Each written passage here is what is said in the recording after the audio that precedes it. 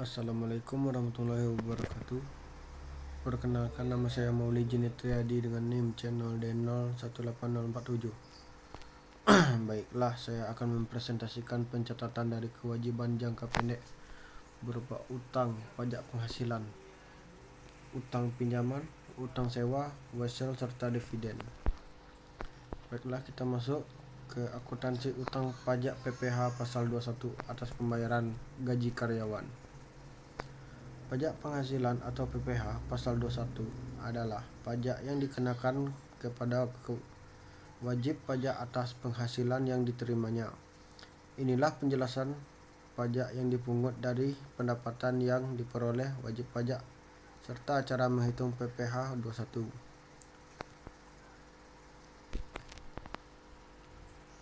Mengacu pada Peraturan Direktorat Jenderal Pajak Nomor Per 32 PJ 2015, pajak penghasilan pasal 21 adalah pajak atas penghasilan berupa gaji, upah, honorarium, tunjangan, dan pembayaran lain dengan nama dan dalam bentuk apapun yang sehubungan dengan pekerjaan atau jabatan, jasa, kegiatan yang dilakukan oleh pribadi subjek pajak dalam negeri.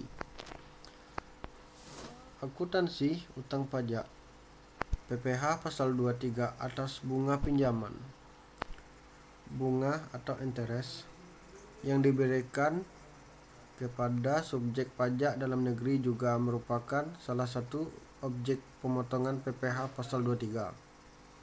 Dalam artikel ini, kita akan membahas mengenai pengertian bunga atau interest, tarif PPh pasal 23, dan DPP atau dasar pengenaan pajaknya.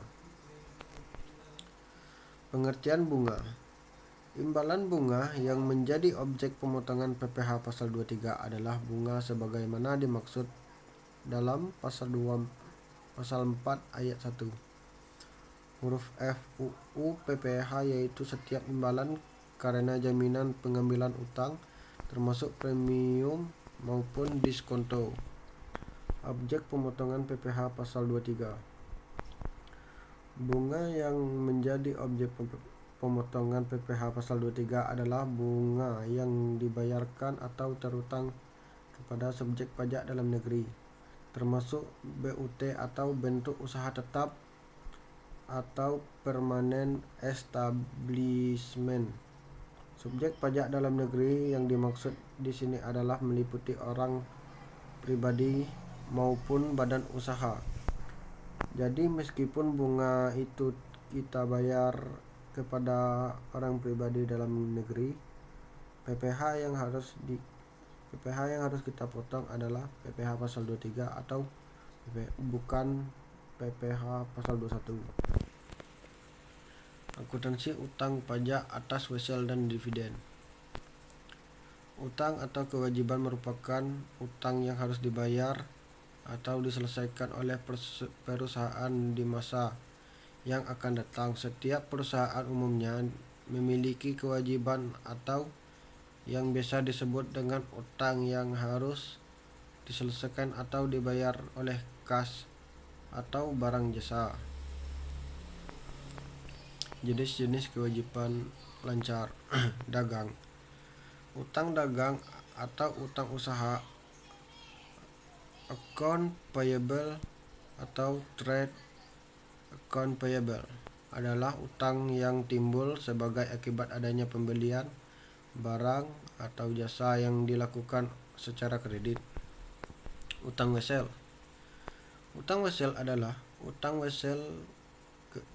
adalah kewajiban berupa tertulis untuk membayar sejumlah uang pada tanggal tertentu di masa yang akan datang kepada pihak lain yang timbul akibat pembelian barang atau jasa, transaksi pinjaman atau utang jangka panjang yang segera jatuh tempo.